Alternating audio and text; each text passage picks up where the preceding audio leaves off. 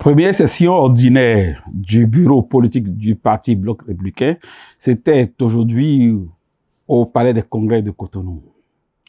Les amis et camarades de Abdoulaye Biot Tchani ont pris beaucoup de résolutions et bien des choses ont été dites à cette session. Pour en parler, nous avons fait appel à celui qui assurait la maîtrise de la cérémonie là-bas. Je vais nommer Fred Kwenou. Fred Kwenou, qu'on ne présente plus et à qui nous allons demander de se présenter de nouveau pour permettre à nos téléspectateurs et internautes de revivre le nouveau Fred Kwenou.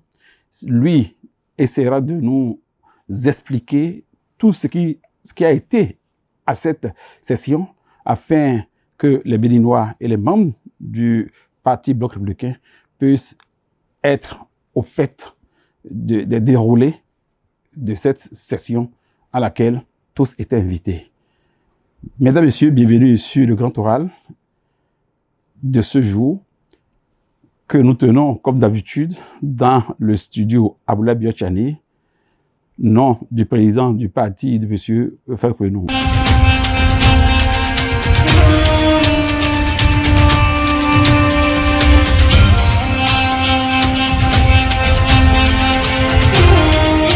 M. Fred Kwenou, bonjour et bienvenue à notre invitation. Bonjour M. Takou et merci à vous de me recevoir et je salue tous les internautes, tous vos auditeurs, tous ceux qui sont habitués et abonnés à votre chaîne et qui nous suivent. Merci à vous. Je vais conduire cette émission comme à l'accoutumée avec mon DG Akilou, qui est aussi journaliste sur ces chaînes de télévision. Akilou, merci de te recevoir et de m'accompagner toujours sur ce périple. C'est un honneur pour moi chaque fois d'être présent sur ce plateau. Merci de toujours m'inviter. Monsieur Fred Kwenou, bienvenue sur ce plateau. Merci Monsieur Akilou. Comme Takou le disait, c'est un plaisir de vous recevoir parce que vous êtes un acteur qui a marqué ces dernières années la politique béninoise depuis presque une vingtaine d'années. Et il continue. Mesdames, Messieurs, on ne peut pas demander aux amis d'observer une minute de silence. Je n'ai pas trop le sourire parce que je suis éploré. J'ai perdu une amie, une grande amie, Okumansou Odette, paix à l'âme disparue, et j'invite tous ceux qui nous suivent de s'unir dans leur intention au profit de la disparition de cette sœur. Chers invités, comme je disais tantôt, nous avons laissé le soin de vous présenter vous-même. Tout ce que nous savons, vous êtes membre du bureau politique du Bloc républicain, mais Fred Kwenou, c'est qui? Merci M. Takou. Je suis Fred Kwenou, je suis politologue, consultant de formation sur des questions de jeunesse et des questions d'intégration sous-régionale. Et au sein du Bloc républicain, je suis militant du Bloc républicain, membre du bureau politique national du parti. Une fois de plus, je vous remercie, vous et M. Akilou, de nous recevoir et de nous donner la parole. Merci. Et comme première question, aujourd'hui, c'est la session ordinaire de votre parti. Ordinaire parce que ça ne relève plus du nouveau. C'est la tradition chaque année. Mais quelle est la particularité de la session de cette année? Monsieur Takou, vous savez, c'est la première session ordinaire, certes, de cette année 2024, mais c'est aussi la première session ordinaire de notre bureau politique depuis la tenue du congrès extraordinaire du parti le 9 septembre 2023, lequel congrès a accouché de nouvelles dispositions statutaires avec la modification des statuts, avec un bureau politique plus élargi, avec un bureau exécutif national de 53 membres, avec à sa tête un secrétariat exécutif de 9 membres, dirigé, présidé par le président Abdoulaye Biot Tchani, assisté de 8 vice-présidents. Donc, au lendemain du congrès, c'était normal que nous puissions nous retrouver par respect aux dispositions statutaires, que nous puissions nous retrouver à cette première session ordinaire. Et donc, laquelle session visait à faire le point des activités du bureau exécutif national et du comité exécutif depuis le dernier congrès, de la mobilisation au sein du parti et de faire valider certains documents stratégiques du parti par le bureau politique conformément au statut et au règlement intérieur de notre parti politique. Monsieur Fred Renou, au sorti de cette session-là, qu'est-ce qu'on peut retenir concrètement? Quelles sont les innovations que vous avez apportées et des actions auxquelles on peut s'attendre? On peut retenir nos compatriotes et nos concitoyens. Vous savez, d'abord, nous sommes des républicains. Nous considérons tous les Béninois comme d'abord tous nos concitoyens comme de potentiels adhérents à notre parti politique, parce que tous ceux qui veulent mettre leur espérance dans le cœur invincible de la République sont avec nous. Donc ce qu'il faut retenir essentiellement, c'est que depuis le 9 septembre, nous avons un bureau exécutif national qui a travaillé d'abord à la remobilisation de notre base politique à travers les différents départements. Il y a eu une tournée nationale qui a été effectuée, lancée par le président du parti, le président Blaise Diagne à Ouidah, et qui s'est étendue sur l'ensemble du territoire national. Ensuite, le comité exécutif et le bureau exécutif national ont travaillé naturellement à continuer de soutenir l'action du gouvernement, que ce soit à travers les ministres qui sont membres du bloc républicain et qui, sous l'autorité du chef de l'État, conduisent l'action gouvernementale, que ce soit à travers nos députés à l'Assemblée nationale, qui portent nos convictions sur le banc parlementaire, qui portent nos idées, nos valeurs. Donc tout ce travail a été fait dans une période de 6 ou 7 mois.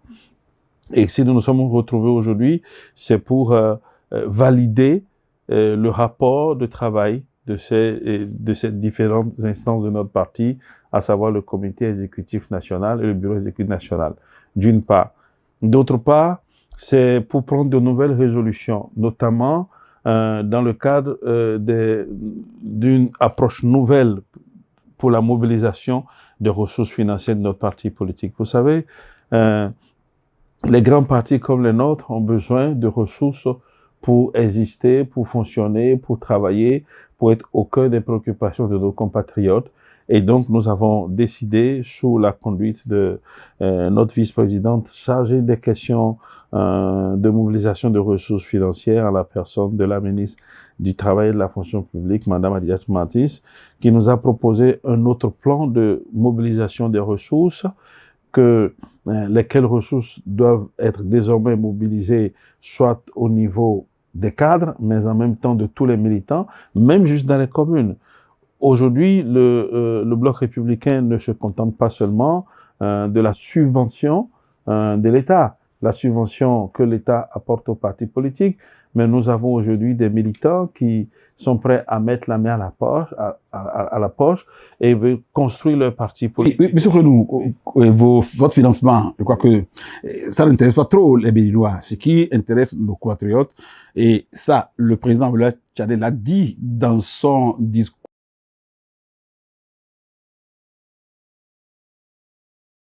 de savoir avoir une écoute aux problèmes de la République, parce que vous êtes un parti au pouvoir, et quand on est parti affilié à un pouvoir qui a fait des réformes, son label, le président Blaise Diagne disait que vous ne devez plus être des gens qui vont à la base critiquer, mais apporter des solutions, dire l'essence des réformes qui ont été prises.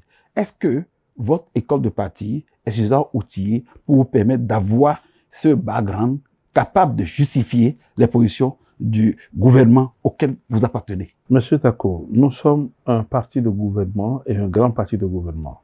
Mais en même temps, ce que le président du parti a essayé de dire, c'est que nous soyons davantage un parti de solutions, que nous puissions trouver les solutions aux préoccupations des Béninois, mais que nous n'agissons pas comme comme la rue, parce que un parti de gouvernement ne peut pas s'accommoder de populisme et de démagogie. Donc, notre centre d'intérêt, ce n'est pas de répéter ce que la rue demande, parce que parfois, les préoccupations de nos compatriotes peuvent être contradictoires. En tant que parti politique, c'est à nous de mettre de l'ordre dans ces idées. Donc, c'est ce que le président me demande. Oui, nous sommes outillés. Et si vous m'aviez laissé aller au bout de mon développement, vous auriez constaté qu'en dehors de la mobilisation des ressources financières qui sont très importantes, parce que un parti politique, pour pouvoir aller vers les populations, pour être un parti politique porteuse de solutions, nous avons besoin de moyens. Mais vous avez l'appui financier de l'État. Oui, mais cet appui financier de l'État ne suffirait pas pour combler cette vaste ambition que nous nourrissons pour nos concitoyens. Et il faut désormais que tous les militants puissent participer à l'effort pour le salut commun. L'effort pour le salut commun, c'est doter notre parti politique des moyens conséquents pour agir. Et dans la même veine, si vous parlez tantôt de notre école de formation politique, qui a aussi besoin de moyens, non seulement pour aller sur le terrain, pour recueillir les préoccupations de nos compatriotes, pour faire des analyses et afin de trouver les solutions, ou bien faire des propositions, soit au gouvernement, ou soit faire des propositions à l'Assemblée nationale à travers nos députés pour porter des propositions de loi. Nous avons des compétences, nous avons toutes les compétences qu'il faut. Je voudrais vous rappeler que cette école de formation est dirigée par un grand universitaire, en la personne du professeur Bako, et qu'autour de lui, il y a des cadres et des talents nécessaires qui réfléchissent à ce que le Bénin doit être. Je vous rappelle que le Bloc républicain est un parti qui soutient les actions du gouvernement, mais c'est aussi un parti qui a un projet de société, qui a une vision. Nous parlons de la nécessité de rassembler pour construire le Bénin nouveau, parce que nous disons plus unis, plus forts pour construire notre pays. Oui. Et donc, oui, cette école de formation a les capacités d'y arriver, comme en même temps, puisque vous en parlez, nous avons aussi une capacité d'analyse de la situation politique nationale, en tenant compte des réalités de notre pays, comme en tenant compte des réalités qui se déroulent ailleurs et qui ont des influences sur nous, ce qu'on peut appeler les phoques exogènes. Très bien. Je vous suis bien, et aujourd'hui, il a aussi été question du code électoral. Ça a été réellement débattu là-bas. Vous, qu'est-ce que vous avez à dire à nos compatriotes béninois qui nous suivent et qui savent très bien que vous revenez d'une session où il y a été question du code électoral. Qu'est-ce que vous avez, quelle nouveauté vous avez apporté à la justification autour de cette affaire de code électoral? Depuis le départ, la position de notre parti politique est claire sur ce code électoral. C'est un code qui vient renforcer l'esprit du système partisan, qui à la base, en fait, demande ou exige aujourd'hui aux partis politiques d'être plus conséquents envers eux-mêmes et envers nos concitoyens. Il s'agit désormais d'avoir une étroite collaboration entre les Béninois à la base et les partis politiques. Comme j'ai l'habitude de le dire, un code électoral, c'est l'expression de la pensée de nos compatriotes qui doit être transcrite en action par les partis politiques.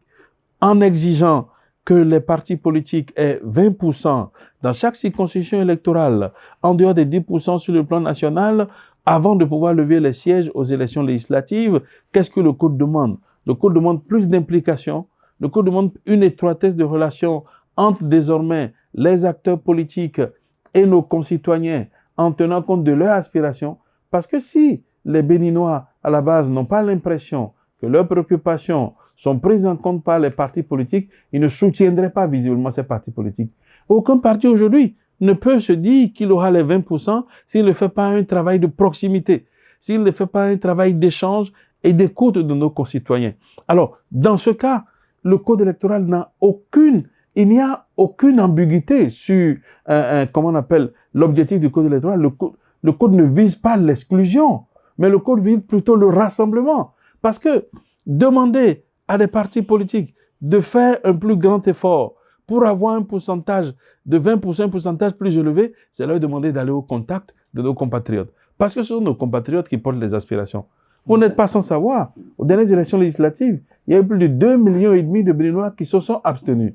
Cela montre qu'il y a une forme de méfiance et de défiance des citoyens béninois à l'égard des acteurs politiques, à l'égard de la chose politique, et il faut combler ce déficit.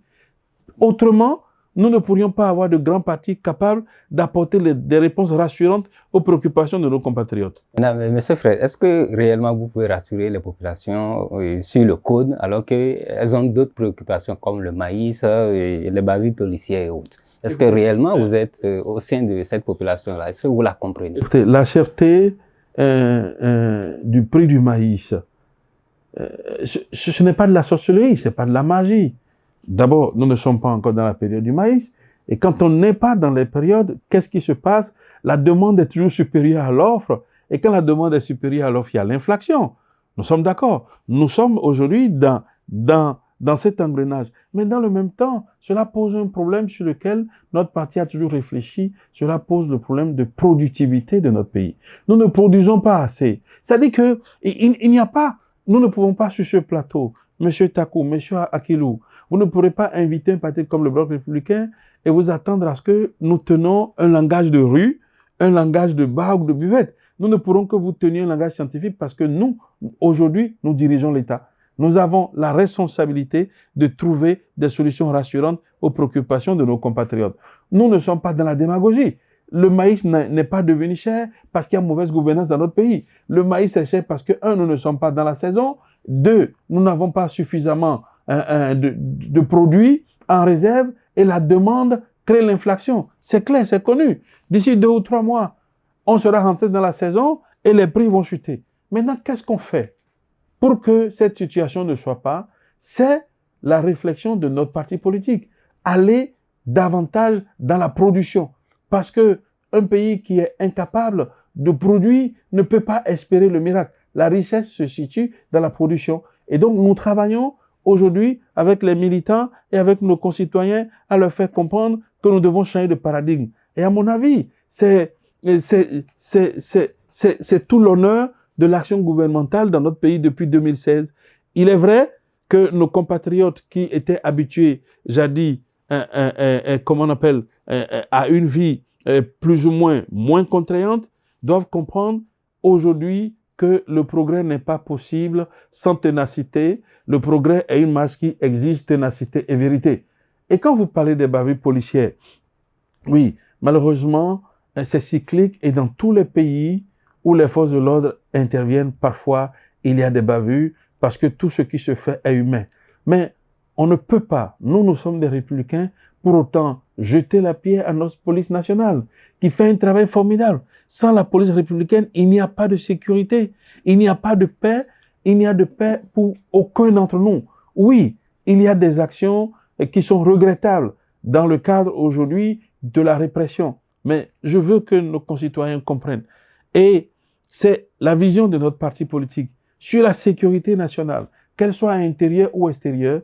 Il y a un ensemble de mesures qui partent de la formation, de la sensibilisation, de la dissuasion jusqu'à la répression qui doivent constituer des digues légales et morales pour permettre que nous puissions sécuriser notre pays. Monsieur Takou, vous n'êtes pas sans savoir, aujourd'hui, comme tous les pays africains, nous sommes confrontés à 2 maux. Nous sommes confrontés au fanatisme religieux qui, à tout moment, peut utiliser des forces internes pour menacer notre sécurité, mais nous sommes encore sur le plan culturel, confrontés à une sorte de mercantilisme qui fait que aujourd'hui nous sommes plus menacés dans notre société. Et donc, nous avons besoin de la police. Si nous jetons la pierre à la police, qui va assurer notre sécurité? Si nous jetons la pierre à la police, qui va mettre de l'ordre? Très bien. Monsieur Renou, moi, je vous ramène encore à votre session d'aujourd'hui où il y a eu question, évidemment, du code électoral qui a débouché sur une difficulté. Parce que, contrairement à l'UP et le Renouveau, le BF, votre parti, n'a pas pu, aux récentes législatives, obtenu les 20% dans certaines circonscriptions, à savoir la 6e, la 10e, la 12e, la 15e et la 16e. Face à cette difficulté, est-ce que votre session a pu accoucher d'un gris-gris qui puisse vous aider à rassurer ceux qui vous suivent? Il n'y a pas de gris-gris possible, ou si vous voulez, le seul gris-gris qui est possible, c'est le travail. Et aujourd'hui, notre bureau politique a, dans sa résolution, recommandé. Et ça a été d'abord transcrit dans le discours du président Biotchadé, qui invitait chacun d'entre nous à plus d'engagement, à plus de militantisme, à plus de conscience et à plus de détermination dans notre volonté de rassembler nos compatriotes. Et pour les rassembler, on peut les rassembler que sur la base de nos valeurs, de nos idées, de nos convictions, de notre passion pour notre pays. Et c'est cela que nous avons l'obligation désormais de partager avec nos concitoyens dans toutes les circonscriptions. Je vous rappelle que nos députés à l'Assemblée ont voté ce code électoral à l'unanimité, nos 28 députés.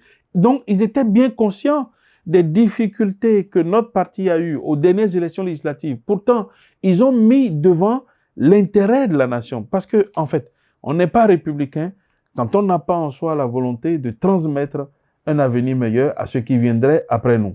Et donc, nous pensons que ce code, en tout point de vue, nous enjoint, nous premiers, nous sommes les premiers, nous enjoint à travailler davantage, nous enjoint à aller vers les populations. Pourquoi on n'a pas eu 20% en 2023 dans ces circonscriptions que vous avez citées? C'est parce qu'à un moment donné, nous avons manqué d'efficacité sur le terrain. Nous avons peut-être manqué d'approche dans des solutions novatrices par rapport aux préoccupations de nos compatriotes, de nos concitoyens, et nous n'avons pas pu gagner leur confiance. Maintenant, nous sommes conscients déjà de notre handicap, et notre devoir, c'est de travailler à lever ces handicaps. Et je crois qu'à partir de ce soir, tous nos concitoyens, tous les membres du bureau politique sont conscients qu'il faut repartir sur le terrain. Très bien. Une autre difficulté qui est sortie de la brillante intervention, communication du vice-président Barthélémy Cassa, il découvre et il le dit qu'aujourd'hui, le parti, le BR, est confronté à cette difficulté de suscitation de candidature à l'ancienne, et que cela n'augure pas d'une bonne image d'un parti politique, en l'occurrence le BR. Parce qu'il y a des cadres du BR qu'on voit dans cette coulée. Vous, après la session, est-ce que vous avez trouvé une solution à ce problème? La solution est déjà tout trouvée. Vous savez, d'abord, il y a certes des cadres du BR qui, en dehors du parti, peuvent se permettre ces écarts qui ne sont pas des écarts qui renforcent la réforme du système partisan et qui fragilisent davantage notre parti politique. Et je crois que, comme vous l'avez dit, le vice-président Cassa l'a ressorti dans sa présentation de la situation politique, dans son analyse, dans son examen de la situation politique de notre pays. Et en même temps, il nous invite à prendre conscience de ce que nous ne pourrions pas construire sur du sable mouvant. Ces suscitations de candidatures à gauche et à droite, en réalité, ne reposent sur rien. Parce que ce sont aujourd'hui les partis politiques qui doivent avoir les projets de société, qui ont des visions, qui peuvent conduire l'action du gouvernement, qui ont des représentants à l'Assemblée nationale, qui travaillent pour la République des territoires, dans nos communes. Ça doit être à ces partis de porter des candidats. Et donc, parce que nous sommes à une époque où, en fait, nous ne pouvons plus attendre à la tête de nos États des messies, mais nous devons avoir des épopées collectives qui sont portées par des ambitions politiques que représentent les partis politiques. Donc, il a attiré notre attention sur ça. Et croyez-moi, chaque membre du bloc républicain aujourd'hui a compris qu'il est important de resserrer les rangs. Parce que sans le parti, nous tombons tous. Et sans le parti, nous ne serons pas capables de construire un pays qui soit stable. N'oubliez pas, l'esprit de la réforme du système partisan depuis 2018, c'est de mettre les partis politiques au cœur du processus de développement national. Parce que c'est les partis politiques qui doivent proposer et parrainer les duos de candidats. Et c'est le président élu en duo qui va déterminer la politique de l'État sur 5 ans. Donc, on ne peut pas le faire sans les partis politiques. Tous ceux qui se livrent à cette aventure sont condamnés à aboutir à un cul-de-sac, finalement. Monsieur Fred, et qu'est-ce qui est prévu par rapport à ces cadres-là qui se mettent dans ces suscitations-là? Parce que s'il n'y a pas de sanctions, les gens vont continuer. Ah non, les sanctions existent aujourd'hui. Et ça a été rappelé aujourd'hui. Notre bureau politique, le bureau politique a pour responsabilité même les cadres qui sont en délicatesse vis-à-vis de nos tests. Et aujourd'hui, je crois que toutes les dispositions sont prises. Ceux qui s'adonnent à ça seront sanctionnés. N'est-ce pas un simple rappel? C'est net. Non, ce n'est pas un simple rappel. Parce que on a pris toutes les dispositions. Le mécanisme du bureau politique a été enclenché aujourd'hui. Et je crois que chacun a conscience désormais de là où nous allons. Chacun sera mis devant ses responsabilités. En tout cas, vous n'apprendrez pas que au sein du bloc républicain, qu'il existe un clan qui appelle ou bien qui suscite la candidature de qui que ce soit jusqu'à ce que le débat ne soit fait. Comme le chef suprême de la majorité présidentielle, le président Patrice Talon, a adoré l'orientation, et il ne peut en être autrement. Parce que ce qui nous préoccupe aujourd'hui au bloc républicain, c'est aller jusqu'au bout des engagements. Très bien. Oui, Monsieur Fredon, de la question des accords de législature, je sais que vous êtes déjà en accord avec l'UPR, le Renouveau. Est-ce à dire que le candidat, enfin le duo qui sortira de cet accord sera un duo UPR président, BR vice-président? Ah non, pas forcément. Le BR aujourd'hui a tout le mécanisme et tous les atouts nécessaires pour avoir son propre duo de candidats. Il n'est pas dit que le duo qui sortira sera un duo UPR-BR. Nous n'en sommes pas encore là. D'accord? C'est des possibilités, mais je peux vous rassurer aujourd'hui qu'au regard des parrains, le BR a 28 députés, le BR a 29 maires, donc le BR est capable d'aller à une élection présidentielle aujourd'hui seul.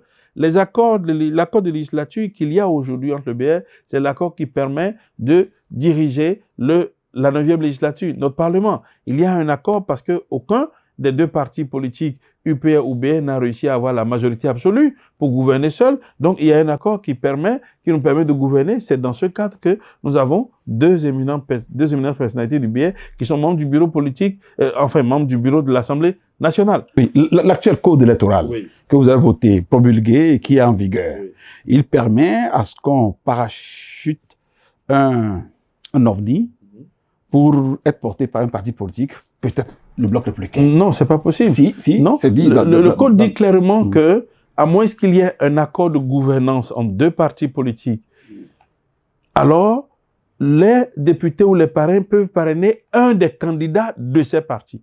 Je viens. Oui. Si quelqu'un sort, le chef de l'État, vous êtes ses propriétés. Oui. Vous, deux partis. Ah non, nous ne sommes pas ses propriétés. Ah non, nous soutenons les actions du président de la République. Non. Comment pouvez-vous penser qu'un parti politique puisse être la propriété d'un seul individu, qui fut-il le président de la République? Peut-être le mot est fort. Oui, vous êtes en accord avec le président. Nous sommes en accord, nous soutenons le président. Très bien. Parce que nous accompagnons très bien. Dans ces conditions, si vous avez quelqu'un au BR, vous dit, bien que la personne ne soit pas de votre parti, votre militant, qui vous dit, bon, c'est celui-là que vous soutenez. Quelle est votre position? Non, le président de la République n'est pas dans cette approche avec nous. Il ne nous a pas habitués à cette approche. Je pense que le BR est un parti responsable. Et en son temps, nous allons réfléchir sur toutes les possibilités. Bien sûr, rien ne se fera sans la caution morale du président, parce que n'oubliez pas, c'est lui qui, pendant 10 ans aujourd'hui, est au charbon. Et donc, il faut que celui qui vienne après lui puisse aussi, dans notre majorité, avoir sa caution, que nous soyons conscients que les 10 ans du président ne seront pas une parenthèse de l'histoire. L'habit du président, Olu Bokor, est-il de votre parti? À ma connaissance, il n'est pas membre de notre parti politique. Et s'il venait un jour que le président décidait que vous le souteniez, par quelle alchimie est-ce que nous pourrions soutenir quelqu'un qui n'est pas membre de notre parti politique, et je ne sais pas s'il est membre d'un parti avec lequel nous pourrions avoir un accord. Et à ce que je sache, jusqu'à maintenant... Mais par contre, vos cadres font partie de ceux qui suscitent sa candidature. Oui, mais écoutez, à un moment, je peux dire que nous sommes dans une indispensable respiration démocratique où chacun pense qu'il peut faire ce qu'il veut jusqu'à ce que l'étau se resserre. Aujourd'hui, tous nos cadres savent qu'ils n'ont pas intérêt à naviguer ils n'ont pas intérêt à naviguer avec les vents contraires. Ils ont intérêt à aller dans le sens du parti, dans le sens des réformes et dans le sens du nouveau code électoral. Vous comprenez une chose. Aujourd'hui, celui dont vous parlez, c'est une aventure qui semble être une aventure personnelle et individuelle. Ce n'est pas une aventure qui puise sa source dans les partis politiques. Et à partir de cet instant, nous ne pourrons pas, comme je l'ai dit tantôt, nous prêter aux aventuriers qui n'ont pas de base et qui ne savent pas où ils vont. Parce que ceux qui sont, que ce soit lui ou d'autres, ceux qui sont dans cette perspective, quelle est la fin? À moins qu'ils soient dans la logique, encore que cette logique n'est plus possible aujourd'hui, parce que aujourd'hui, avec le nouveau code, les potentiels parrains, députés ou maires, ne peuvent parrainer que candidats de leur parti politique. Et donc, s'ils étaient encore dans cette perspective, parce qu'ils se disaient, on peut à la dernière minute débaucher des députés comme cela se faisait par le passé, aujourd'hui, une fois de plus, ce code vient renforcer. J'espère qu'à quelques mois du dépôt des candidatures, il ne pourrait pas devenir un membre du parti bien.